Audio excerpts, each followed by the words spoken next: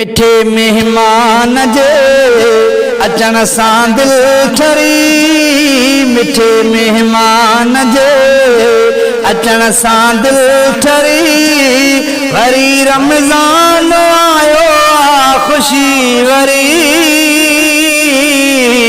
मिठे मेहमान जे अचण सां दिल ठरी, मिठे मेहमान जे अचण सां दिल ठरी।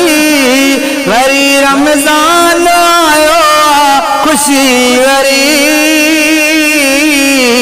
मिठे मेहमान जे अचण सां दिल ठरी।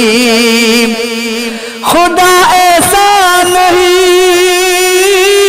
वरी आहे कयो, हयातीअ में मिली भलारो मां हुयो। असुर जो उथंदासे ही रोज़ा रखंदासे, असुर जो उथंदासे ही रोज़ा रखंदासे। जो रहमत सां झोलिया खुदा भरी, मिठे मेहमान जे अचण सां दिल ठरी। वरी रमज़ान आयो खुशी वरी, मिठे मेहमान जे अचण सां दिल ठरी। गुनहगारां जे अमोकियो वाह जो मुसलमान ते थियो राज़ अल्लाह जो। गुनहगारां जे अमोकियो वाह जो मुसलमान ते थियो राज़ अल्लाह जो। डबल ने क्यों मिलन ऐं दफ्तर साफ़ थियनि, डबल ने क्यों मिलन ऐं दफ्तर साफ़ थियनि। आहे शैतान जे कंध ते छुरी किरी, मिठे मेहमान जे अचण सां दिल ठरी, मिठे मेहमान जे अचण सां दिल ठरी। वरी रमज़ान आयो खुशी वरी, मिठे मेहमान जे अचण सां दिल ठरी।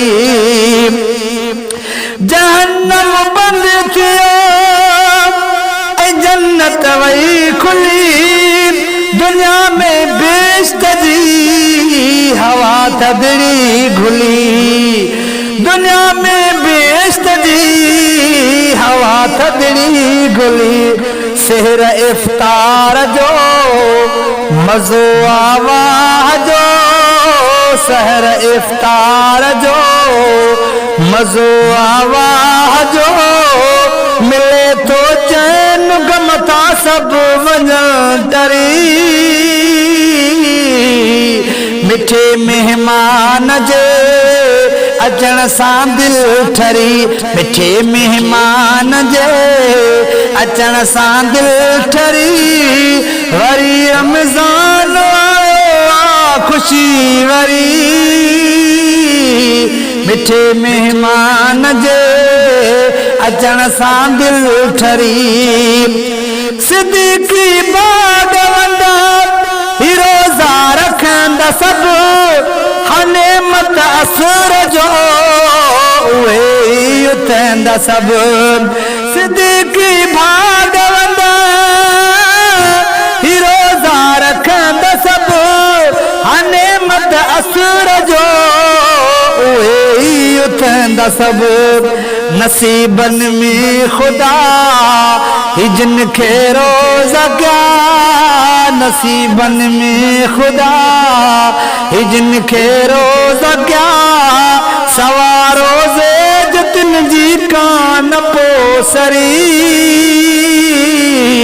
मिठे मेहमान जे अचण सां दिल ठरी। वरी रमज़ान आयो खुशी वरी,